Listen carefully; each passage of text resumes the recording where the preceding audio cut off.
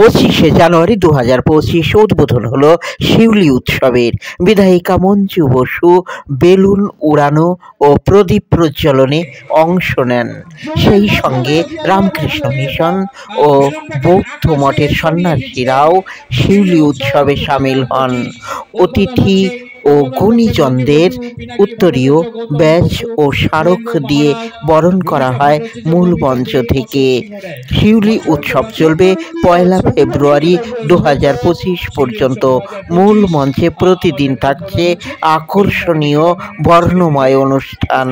Channel আনন্দে দেখুন channel আনন্দের ধারণকৃত আজকের ভিডিও চিত্র। এই মুহূর্তগুলো সত্যি মনে রাখার মতো, তাই তো? কারণ এই মুহূর্ত আর ফিরে পাবো না আমরা, এবং যারা এগুলো মিস করবেন তাদের করতালিকা চলতেই থাকবে একদম। চলুন আমরা একে একে সম্মানীয় অতিথিরা আমরা দেখতে পাচ্ছি শিউলি উৎসবের শুভ উৎসবের মঙ্গল বাড়ি ফিরবে না।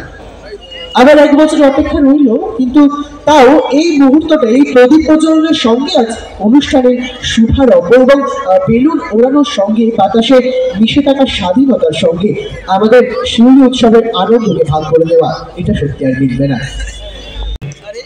আচ্ছা, একটু ফটো শেষ হবে।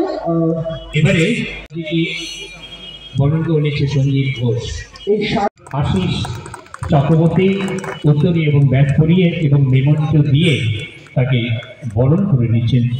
শিউলি উৎসবের অন্যতম পৃষ্ঠপোষক মঞ্জু বসুকে ব্যাস করিয়ে উত্তরীয় পরিয়ে এবং নিমন্ত্রকে বরণ করে নিচ্ছেন শিউলি গ্রাম পঞ্চায়েত পঞ্চায়েত সমিতির সকল সদস্য এবং সদস্যবৃন্দরা।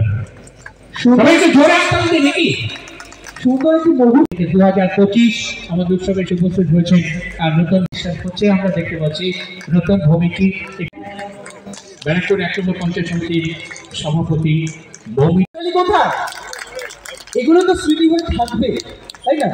এবং দুজনে মিলে একটি মেমেন্টো তুলে দিচ্ছে,